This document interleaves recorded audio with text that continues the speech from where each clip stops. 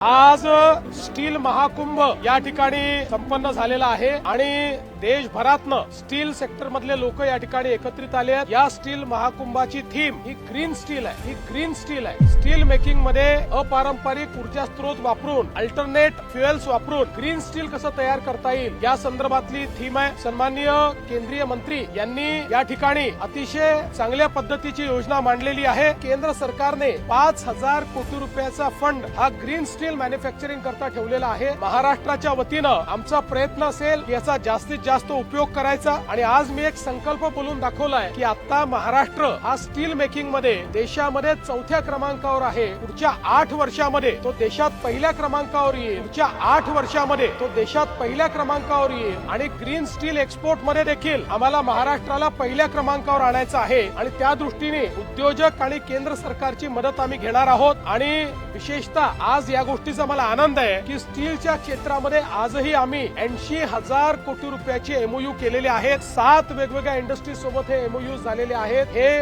विदर्भ, मराठवाडा आणि कोकण या 3 भागांमध्ये हे एमओयू झालेले आहेत आणि यामुळे स्टील सेक्टरला महाराष्ट्रामध्ये एक नवीन उभारी येईल हा मला विश्वास आहे।